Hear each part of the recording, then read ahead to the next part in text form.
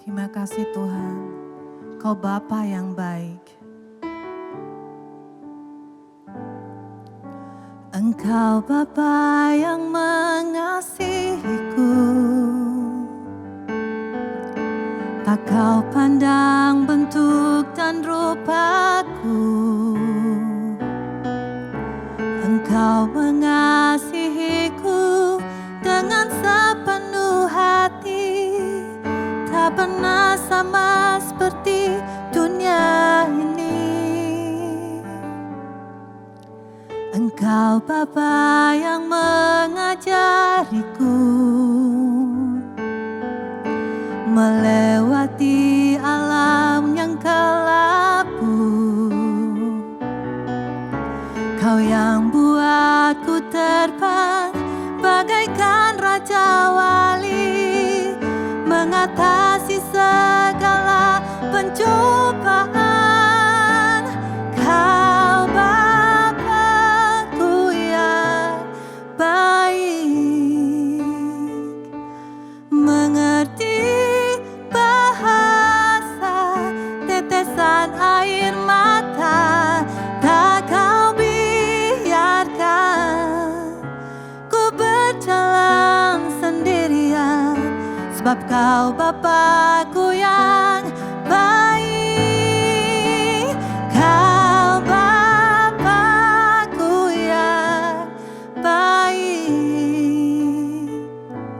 mengerti bahasa tetesan air mata, tak Kau biarkan ku berjalan sendirian, sebab Kau Bapa-Ku yang baik.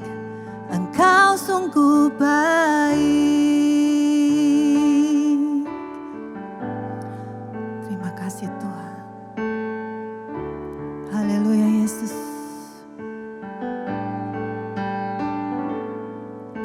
Engkau Bapa yang mengajariku melewati alam yang kelabu. Kau yang buatku terbang bagaikan raja wali, mengatasi segala pencobaan. Kau Bapa-Ku yang baik, mengerti bahasa tetesan air mata, tak Kau biarkan ku berjalan sendirian, sebab Kau Bapa-Ku yang baik. Kau Bapa-Ku yang baik, mengerti bahasa tetesan air mata, tak Kau biarkan ku berjalan sendirian, sebab Kau Bapa-Ku yang baik. Engkau sungguh baik. Engkau sungguh baik. Oh, Engkau sungguh baik.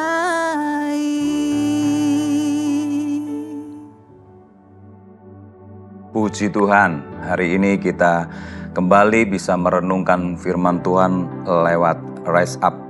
Dan umat Tuhan, kita hari ini sampai kepada bilangan 21 yang bicara di sini tentang ular tembaga atau ular tedung tembaga.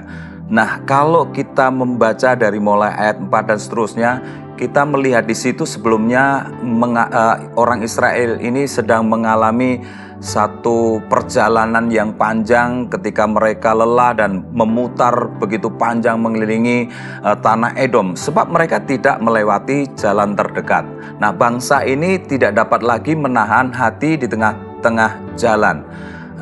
Ini ayat 4 dikatakan begini, setelah mereka berangkat dari Gunung Hor, berjalan ke arah Laut Teberau untuk mengelilingi tanah Edom. Maka bangsa itu tidak dapat lagi menahan hati di tengah jalan. Nah, kita dapati bahwa orang yang suka cepat marah, saudara, dan tidak pernah puas dengan akan segala sesuatu, yaitu akan menemukan satu atau lain hal yang membuat mereka selalu gelisah. Nah, persungutan yang dilakukan oleh bangsa Israel dari ayat 5 ini, lalu mereka berkata-kata melawan Allah dan Musa. Mengapa kamu memimpin kami keluar dari tanah Mesir, supaya kami mati di padang gurun ini? Sebab di sini tidak ada roti dan tidak ada air, dan akan makanan hambar ini kami telah muak. Nah, meskipun kalau kita membaca sebelumnya mereka itu baru saja mengalami kemenangan gilang gemilang atas orang-orang Kanaan, ya, namun mereka masih menggerutu tidak puas tentang apa yang telah dilakukan Allah dalam kehidupan mereka.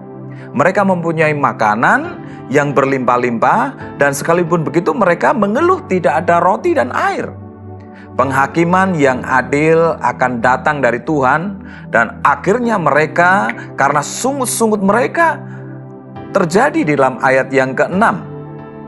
Kemudian yaitu Tuhan mengirimkan ular-ular terdung di antara mereka yang menggigit, ya, atau memangut sehingga banyak dari antara mereka yang mati. Padahal saudara, di dalam ayat sebelumnya kita mendapati selama mereka berjalan di padang gurun, mereka aman-aman saja dan mereka tidak dipangut ular sebelumnya karena mereka sudah bertemu dengan banyak ular. Tetapi kita bisa baca di dalam ayat 15 itu di situ bahwa mereka dilindungi oleh Tuhan, ya. Dan kali ini berbalik, ya, ular-ular ini menghakimi mereka. Ya, dikatakan ular ini berapi karena apa? Dampak dari pangutan atau gigitan itu membuat mereka merasakan panas, kehausan, dan rasa terbakar, dan rasa haus yang tidak terpuaskan. Nah, sebelumnya mereka itu mengeluh tidak ada air. Nah, ini tepat seperti yang terjadi.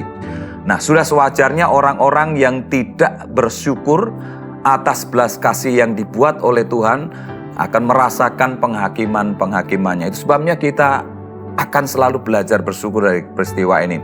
Pada ayat yang ke-7 mereka pada akhirnya mengakui kesalahan mereka. Dan kami telah berdosa, dikatakan. Mereka mengakui dosa mereka secara terinci.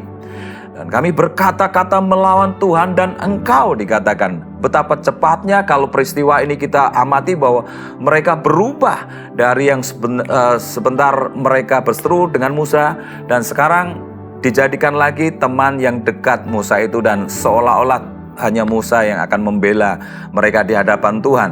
Ya, mereka padahal baru berseteru, dan mereka merayu untuk mereka mendapat pembelaan terhadap Musa di hadapan Tuhan. Nah, kemudian ayat yang ke-8 seterusnya, maka berfirmanlah Tuhan kepada Musa, buatlah ular tedung dan taruhlah itu pada sebuah tiang, maka setiap orang yang terpanggut, jika ia melihatnya akan tetap hidup. Nah, kesimpulannya apa? Poin yang kita dapati di sini, kita dapat belajar dari kisah ini adalah keluhan dan ketidaksabaran bangsa Israel ini membawa masalah yang serius, yang lebih besar.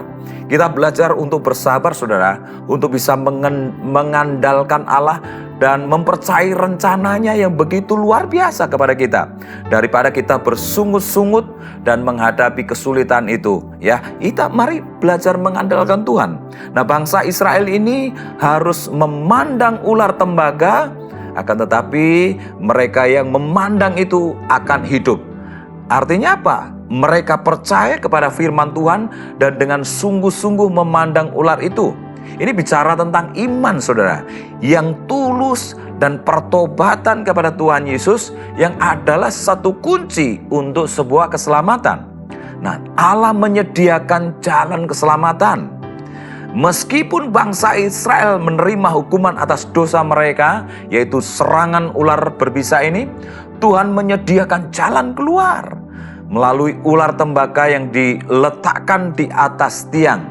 Ini apa? Simbol dan gambaran Kristus yang ditinggikan di atas kayu salib.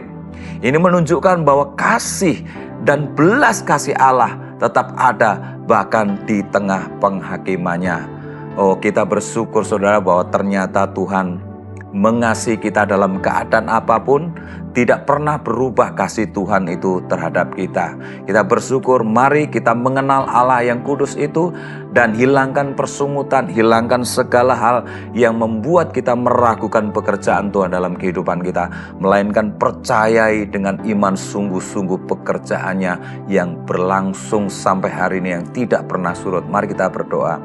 Bapa di dalam surga, kami bersyukur bahwa Engkau Tuhan sungguh-sungguh mengasihi kami. Seringkali kami mengakui bahwa kami selalu membesar-besarkan masalah yang kami hadapi. Kami tidak melihat bagaimana Tuhan itu bahkan sudah memberikan segalanya bagi kami. Tetapi kami lebih fokus kepada masalah yang kami hadapi. Tidak sedikit akhirnya kami harus menghadapi hal-hal yang menyulitkan diri kami oleh karena sikap kami. Tetapi hari ini kami sadar seperti halnya bangsa Israel ini. Dan mereka akhirnya bertobat minta kepada Engkau. Dan ketika mereka melihat salib itu, ya, mereka diselamatkan. Ular tedung itu kami juga melihat bahwa salib Kristus itu memberikan kepada kami kepastian dan keselamatan. Terima kasih Tuhan. Kami bersyukur di dalam nama-Mu. Haleluya. Amin. Bilangan 21. Peperangan dekat Horma. Raja negeri Arad, orang Kanaan yang tinggal di tanah Negeb, mendengar bahwa Israel datang dari jalan Atarim, lalu ia berperang melawan Israel, dan diangkutnya beberapa orang tawanan daripada mereka. Maka bernazarlah orang Israel kepada Tuhan. Katanya, jika engkau serahkan bangsa ini sama sekali ke dalam tangan kami akan menumpas kota-kota mereka sampai binasa. Tuhan mendengarkan permintaan orang Israel, lalu menyerahkan orang Kanaan itu. Kemudian orang-orang itu dan kota-kotanya ditumpas sampai binasa. Itulah sebabnya tempat itu dinamai Horma. Ular tembaga. Setelah mereka berangkat dari Gunung Hor, berjalan ke arah laut Teberau untuk mengelilingi tanah Edom, maka bangsa itu tidak dapat lagi menahan hati di tengah jalan. Lalu mereka berkata-kata melawan Allah dan Musa, "Mengapa kamu memimpin kami keluar dari Mesir? Supaya kami mati di padang gurun ini? Sebab di sini tidak ada roti dan tidak ada air, dan akan makanan hambar ini kami telah muak." Lalu Tuhan menyuruh ular-ular tedung ke antara bangsa itu, yang memagut mereka, sehingga banyak dari orang Israel yang mati. Kemudian datanglah bangsa itu mendapatkan Musa dan berkata, "Kami telah berdosa, sebab kami berkata-kata melawan Tuhan dan engkau. Berdoalah kepada Tuhan, supaya dijauhkannya ular-ular ini daripada kami." Lalu Musa berdoa untuk bangsa itu. Maka berfirmanlah Tuhan kepada Musa, "Buatlah ular tedung dan taruhlah itu pada sebuah tiang. Maka setiap orang yang terpagut, jika ia melihatnya, akan tetap hidup." Lalu Musa membuat ular tembaga dan menaruhnya pada sebuah tiang. Maka jika seseorang dipagut ular, dan ia memandang kepada ular tembaga itu, tetaplah ia hidup. Perjalanan ke daerah Moab. Kemudian berangkatlah orang Israel, lalu berkemah di Obot. Berangkatlah mereka dari Obot, lalu berkemah dekat reruntuhan di Abarim, di padang gurun yang di sebelah timur Moab. Dari situ berangkatlah mereka, lalu berkemah di lembah Zeret. Dari situ berangkatlah mereka, lalu berkemah di seberang sungai Arnon yang di padang gurun dan yang keluar dari daerah orang Amori. Sebab sungai Arnon ialah batas Moab, di antara orang Moab dan orang Amori. Itulah sebabnya dikatakan dalam kitab peperangan Tuhan, Waheb di Sufa dan lembah-lembah ke sungai Arnon, dan lereng lembah-lembah. Lereng itu terbentang ke tempat di mana terletak kota Ar, dan bersandar pada batas daerah Moab. Dari sana mereka ke Bir.